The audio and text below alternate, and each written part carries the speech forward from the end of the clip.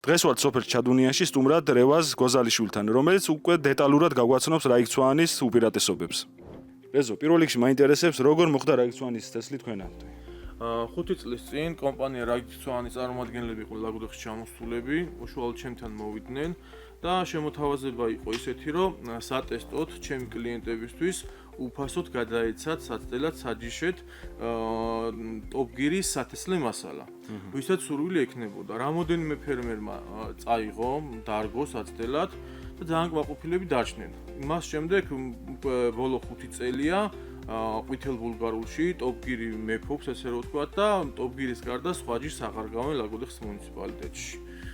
ასევე სხვა ჯიშებიც იყო გატესტილი, მერსისაც გაიტესტა მაგასთან ერთად და მერსისაც ძალიან კმაყოფილები არიან.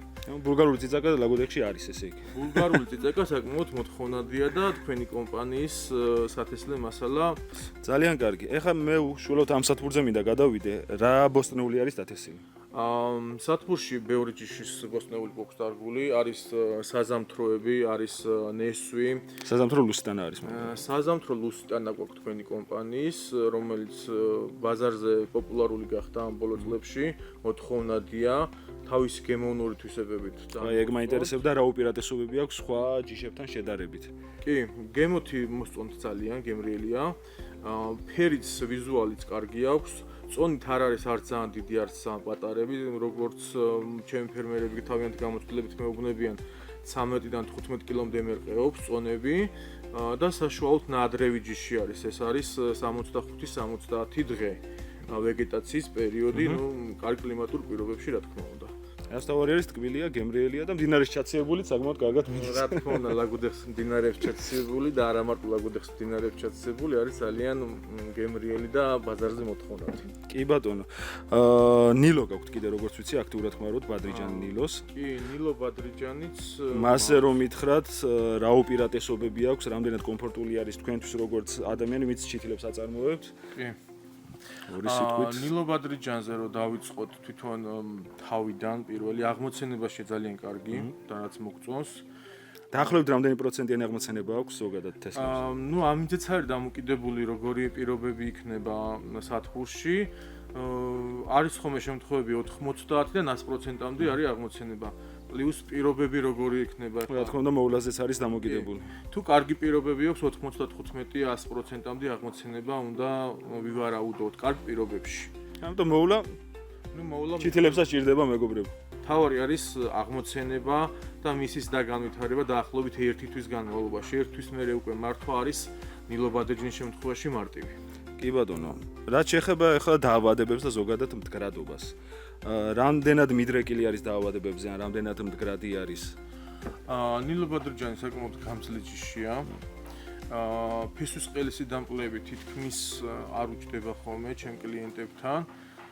ვინც სწორედ უვლის და სათანადო პრეპარატებს იყენებს, იმათზე მოგხსნათ. თქვენ იყენებთ პრევექს.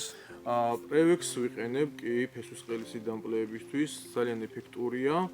და აქედან გამომდინარე პრევექს ჩითილობიდან სეზონის განმავლობაში ეტაპობრივად სულ ვიყენებ. კი ბატონო, პრევექს ძალიან კარგია და პლუს ამას პრევექსი იდეალურად მუშაობს ინდაზოლთან ერთად კომბინაციაში, საოცარ შედეგს. კი ბატონო.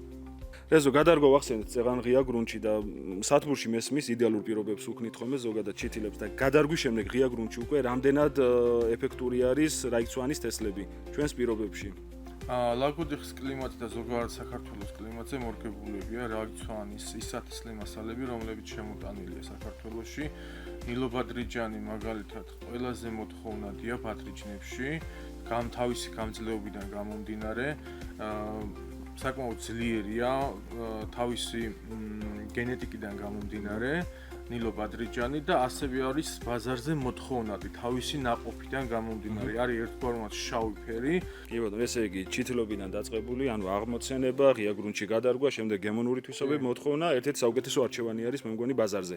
კი, მაგიტომაც ვირჩევთ, რომ როგორც აღმოცენებაში, ასევე დაგანვითარებაში ძალიან კარგად მოყვება, ადვილად სამუშაოებელია სათბურში და ასევე უკვე გადარგვის შემდეგაც უკვე ნიადაგში როცა გადაგვაქვს მარტივად მართვადია ნილო ბადრიძე. აი ეგ არის ჰიბრიდის უპირატესობა ეგ არის და მით უმეტეს როდესაც მაღალი ხარისხის ჰიბრიდი არის, მსგავსი პრობლემა წეს არ უნდა გქონდეს და არც გაქვთ თქვენ. ეზო როგორც ვიცი გვერდით სათბურში ტოპგირი გაქვთ დათესილი, ტკბილი წიწაკა, რომელიც უკვე ერთ თვეში მზასახით ნაყოფი იქნება. ეს სტუმრებით კიდევ მოვალთ. თუ პრობლემა არ იქნება და რა თქმა უნდა. მადლობა კიდევ ერთხელ ძალიან დიდი. გელოდებით და უკვე მოიარე ტოპგირს, რომელიც იქნება საუკეთესო ფაზაში. შემიძლია დაგპატიჟოთ და გადავიღოთ და ვაჩვენოთ როგორი შედეგები დადო უშუალოდ ტოპგირმა. კი ბატონო. რიქცვანის კომპანიამ. ძალიან დიდი მადლობა.